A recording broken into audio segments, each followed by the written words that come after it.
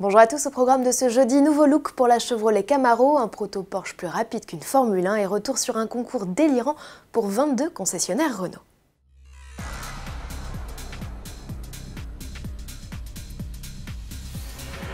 Coup de projecteur sur la Camaro, la sportive américaine ne veut pas concéder de terrain à sa rivale de toujours, la Ford Mustang. Elle s'offre donc à son tour un repoudrage. Quoi de neuf sur cette 6e génération? De nouvelles optiques plus effilées. La signature à LED se prolonge désormais vers le centre d'une calandre agrandie. À l'arrière, les feux s'arrondissent. Dans l'habitacle, aucun changement notable. Chevrolet a juste profité de ce coup de blush pour introduire un nouveau rétroviseur avec caméra de recul, un système d'alerte de collision frontale et un nouveau système multimédia. Aux États-Unis, la sportive gagne en outre une boîte auto à 10 rapports, tiens, comme la Mustang. Cette mise à jour stylistique devrait être proposée dès 2019 en France et toujours avec les deux motorisations au catalogue, le 2 litres turbo de 275 chevaux et le V8 cylindre 2 de 453 chevaux. Les tarifs pourraient très légèrement grimper à cette occasion.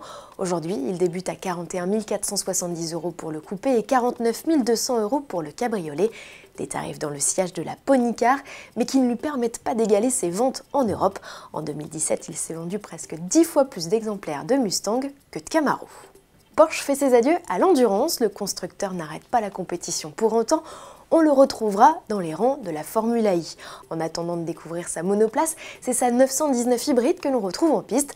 La firme s'est lancée dans une tournée d'adieu et en profite pour faire le buzz. Son prototype vient de signer le record du tour sur le circuit de Spa-Francorchamps en battant au passage de 7 dixièmes le chrono-canon de Lewis Hamilton et sa Formule 1 Mercedes.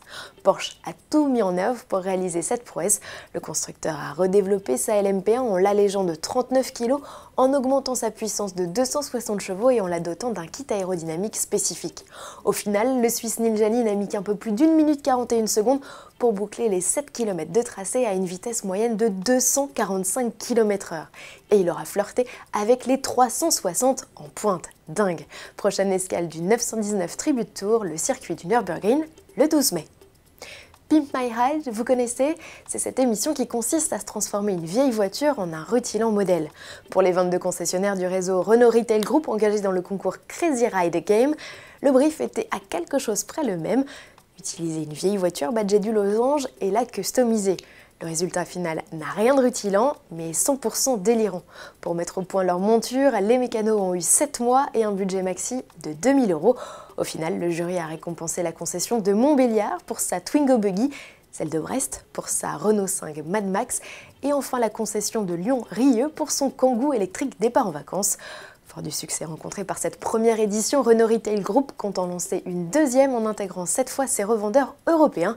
Quant à l'avenir des voitures customisées, vous pourriez bien les croiser dans certaines concessions, après quoi les modèles pourraient être mis aux enchères au profit d'œuvres caritatives.